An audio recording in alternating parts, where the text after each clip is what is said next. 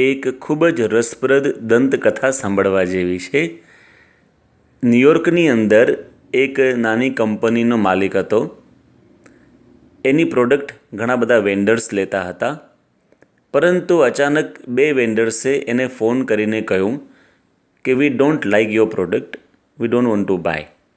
આણે કીધું કે કંઈ વાંધો નહીં, પણ વાયુવેગે વાત સમાજમાં પ્રસરી અને ધીમે ધીમે બધા જ ના પાડવા લાગ્યા.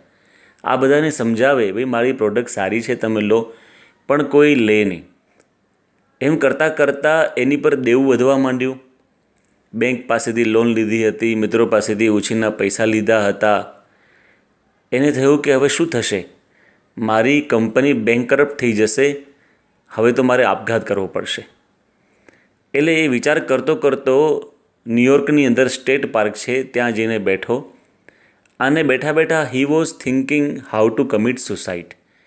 એ જ વખતે એક માણસ એની સામે આવીને ઊભો રહે છે અને કહે છે કે mister, you are looking so sad, what's your problem?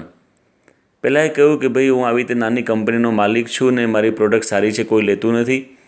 હવે બેંકરપ્સી થશે એટલે મારે આપઘાત કરવાનો વિચાર આવે છે. એટલે પેલા માણસે કહ્યું કે why are you worrying? Because I am here to help you out. હું છું ને, તને મદદ કરીશ. એટલે પેલો માણસ કહે છે બટ હુ યુ આર? પહેલાં એ કહ્યું આઈ એમ રોકફેલર. એટલે આ માણસ તો બેન્ચ પરથી ઊભો થઈ ગયો અને કહ્યું કે આર યુ રોકફેલર? હવે રોકફેલર એટલે કોણ? એ સમયનો અમેરિકાનો ખૂબ જ ધનાઢ્ય માણસ. એની પાસે એટલી બધી સંપત્તિ હતી કે he could support American government financially. કદાચ અમેરિકાની સરકારને પૈસાની જરૂર પડે તો આ મદદરૂપ થઈ શકે એટલો ધનાઢ્ય માણસ હતો. એટલે એણે તરત જ પોતાની ચેકબુક કાઢી અને આને $1 મિલિયન ચેક લખી આપ્યો. $1 મિલિયન એટલે $10 લાખ. અત્યારના 7 કરોડ થાય. પેલો માણસ તો આશ્ચર્યમાં પડી ગયો. રોકફેલરે એમ કહ્યું કે આ તું ચેક લઈ જા, વર્ષે 2 વર્ષે 5 વર્ષે જ્યારે તારી પરિસ્થિતિ સારી થાય મને પાછો આપજે. કદાચ નહીં આપે તો પણ મને વાંધો નથી.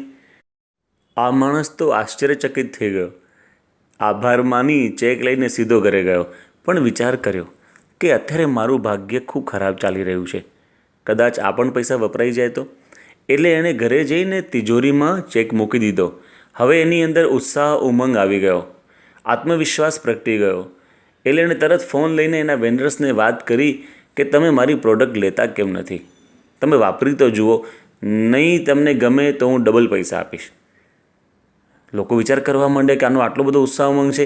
પ્રોડક્ટ લીધી, પ્રોડક્ટ તો સારી હતી. ધીમે ધીમે બધા લેવા માંડ્યા. Within 1 year he became back to normal. એટલું જ નહીં, ધીમે ધીમે તો પહેલાં કરતાં પરિસ્થિતિ સારી થઈ ગઈ. એટલે એક દિવસ એ ચેક લઈને પાછો સ્ટેટ પાર્કમાં એ જ જગ્યાએ આવીને બેઠો. એ જ વખતે રોકફેલર વોકિંગ કરવા ત્યાં નીકળ્યા. એને જોયા એટલે તરત જ પેલો માણસ ઊભો થયો અને કહ્યું કે મિસ્ટર રોકફેલર, આ તમારો ચેક પાછો. મારે વાપરવાની જરૂર નથી પડી, પરંતુ આ ચેકને લીધે જ મારામાં ઉત્સાહ ઉમંગને આત્મવિશ્વાસ આવ્યા. એટલા માટે I must thank you. Check પાછો આપે છે એ જ વખતે પોલીસની 2 ગાડી આવી. 4 પોલીસવાળા ઉતર્યા, આ રોકફેલરને પકડીને લઈ ગયા. એટલે આણે કહ્યું કે તમે આને કેમ પકડીને લઈ જાઓ છો રોકફેલરને?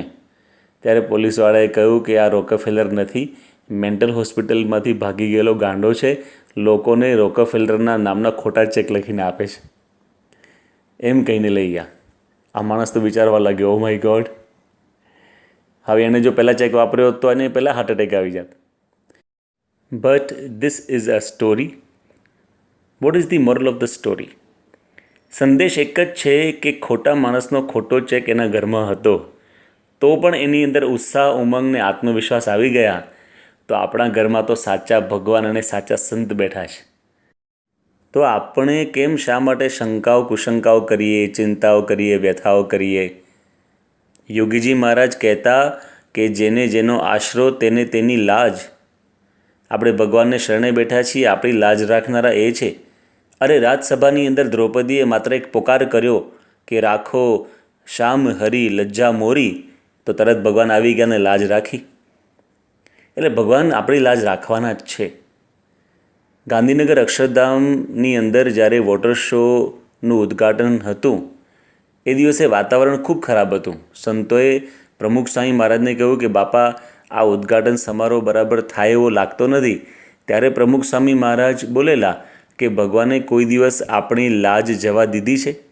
આ વખતે પણ આપણી લાજ ભગવાન રાખશે. અને ખરેખર વાતાવરણ સારું થઈ ગયું અને સારામાં સારી રીતે વોટર શોનું ઉદ્ઘાટન થયું. This is a history. તો એટલા માટે ભગવાન પોતાના ભક્તની લાજ રાખે જ છે. ઉપરવાળી બેંક બેઠી છે આપણી માલમ માલ, ઉપરવાળી બેંક બેઠી છે આપણી માલમ માલ, આજનું ખાણું આજ દઈએ, કાલની વાતો કાલ. માટે કોઈ પ્રકારની શંકાઓ કુશંકાઓને મનમાં પ્રવેશવા દેવી નહીં. ભગવાન આપણી લાજ રાખશે. આ જ સંદેશ સાથે